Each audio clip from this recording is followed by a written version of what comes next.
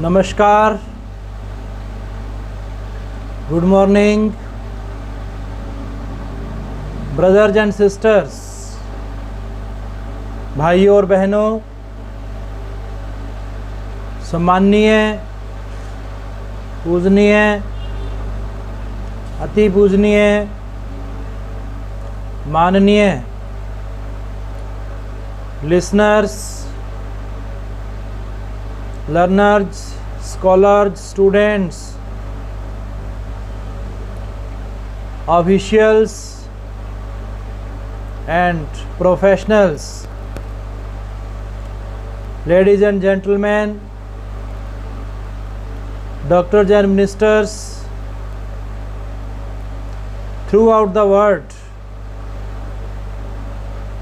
those who are listening, I, Dr. Rakesh from USA, for the researchers of soul, our today's study on is the soul immortal. None has power to destroy the unchangeable. It is written in our Bhagavad Gita. In the great Sanskrit epic,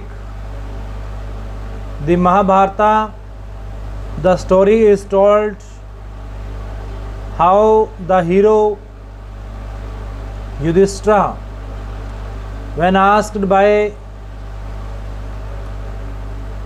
Dharma to tell what was the most wonderful thing in the world,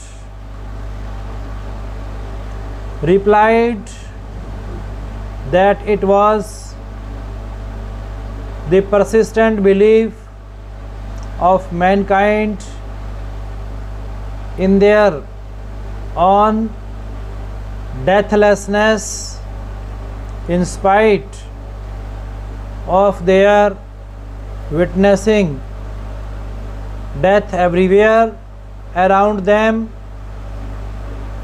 almost every moment of their lives. And in fact, this is the most stupendous wonder in human life. In spite of all arguments to the contrary urged in different times by different schools, in spite of the inability of reason to penetrate the veil of mystery which will ever hang between the sensuous and the supersensuous words,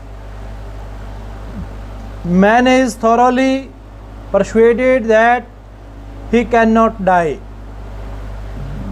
We may study all our lives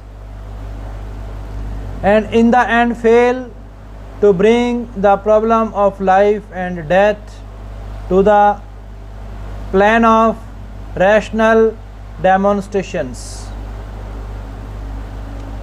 Affirmative or negative, we may talk or write, preach or teach for or against the permanent or impermanency of human experience as much as we like.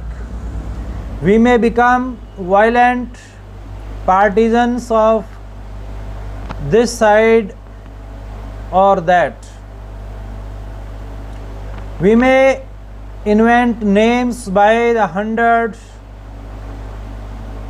each more intricate than its predecessor, and lull ourselves into a momentary rest under the delusion of our having solved the problem once for all.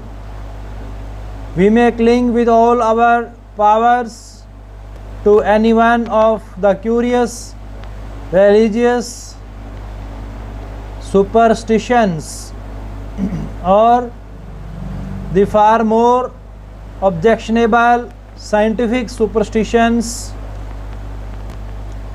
but in the end we find ourselves playing an eternal game in the howling alley of reason and raising intellectual pin after pin, only to be knocked over again and again. But behind all this mental strain and torture,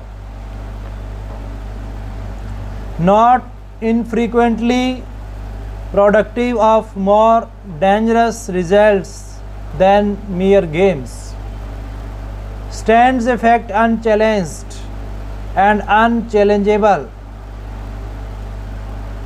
The fact, the wonder which the Mahabharata points out as the inability of our minds to conceive our own annihilation, even to imagine my own annihilation. I shall have to stand by and look on as a witness.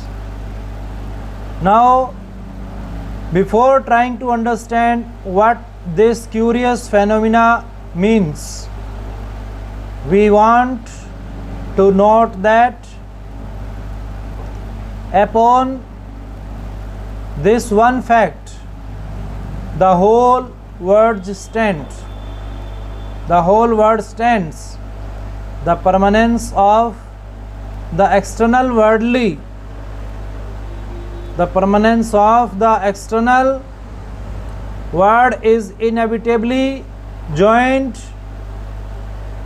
to the permanence of the internal, and however plausible any theory of the universe may seem, which asserts the permanence of the one and denies that of the other, the theorist himself will find that in his own mechanism not one conscious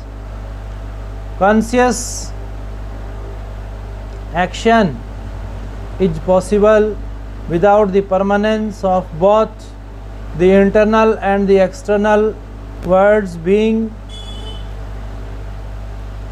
one of the factors in the motive cause.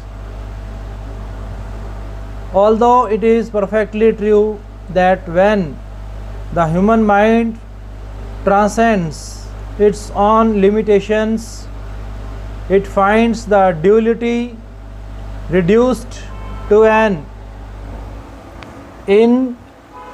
indivisible unity. On this side of the unconditioned, the whole objective world,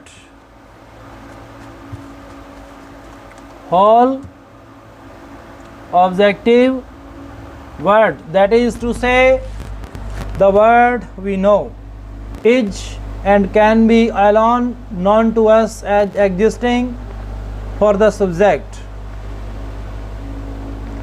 and therefore before we would be able to conceive the annihilation of the subject, we are bound to conceive the annihilation of the object. So far it is plain enough, but now comes the difficulty. I cannot think of myself ordinarily as anything else but a body. My idea of my own permanence includes my idea of myself as a body, but the body is obviously impermanent, as is the whole of nature, a constantly vanishing quantity. Where then is the permanence? There is one more wonderful phenomena connected with our lives, without which who will be able to live, who will be able to enjoy life a moment? The idea of freedom. This is the idea that guides each footstep of our hours, makes our movement possible, determines our relations to each other, nay, is the very warp and wood in the fabric of human life. Intellectual knowledge tries to drive it inch by inch from its territory. Post after post is snatched away from its domains, and each step is made fast and iron bound with the railroadings of cause and effect. But it laughs at all our attempts, and lo, it keeps itself above all this massive pile of law and causation with which we tried to smother it to death. How can it be otherwise? The limited always requires a higher generalization of the unlimited to explain itself. The bound can only be explained by the free, the caused by the uncaused. But again, the same difficulty is also here. What is free? The body or even the mind?